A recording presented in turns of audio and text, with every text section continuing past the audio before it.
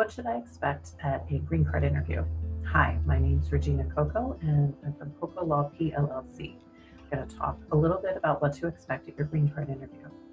To begin with, it's important to keep in mind that you're going into a government facility. So you'll start with security, kind of looks like a miniature airport setup in the front of the field office. So you want to be careful about what you bring with you. The more you bring with you, the longer it's going to take to get through the screening. However, you do need to bring your original documents. Things like birth certificates and marriage certificates that you filed with USCIS, those were copies, but the USCIS officer is going to want to see the originals. It's also important to keep in mind that it's a government building, and so any confidential type conversations should really not happen in the waiting room.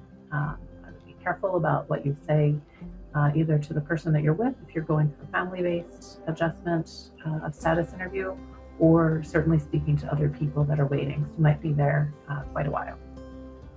Once you go in and meet the USCIS officer, you might do biometrics, fingerprint, you'll be asked to show your ID, and then you'll be put under oath. So the entire interview will be under oath. If it's just a green card interview and not marriage-based, it will just be you there. Perhaps you'll have some translation on the phone, and you'll have your attorney with you. But most of the interview will be going over the I-485. So it's important to be familiar with the answers that you gave, as you will go over that document in a lot of detail. This is also the time to make updates.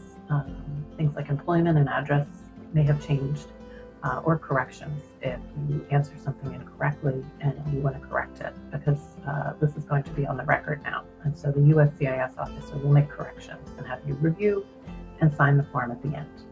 If the corrections involve things like arrests that have happened since, or other events that may impact your eligibility for the green card, it's probably a good idea to speak to an attorney before you go in for an interview, because it's important to remember that the USCIS officer, while this is not necessarily a confrontational interview, they're not on your side either. So this is not the time to be coming clean about an arrest without having a strategy about how to do that.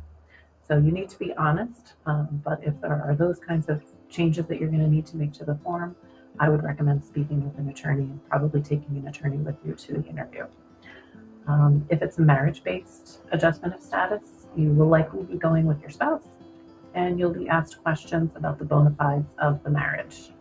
They can be questions about how you met, plans for the future, to details about how you spent the morning and how you got to the interview that day. And then usually that portion takes a longer time. Sometimes it takes just as long as the officer needs to decide that the marriage is bona fide. If you have any other ideas of things that you want me to talk about, please feel free to leave a comment. Otherwise, good luck.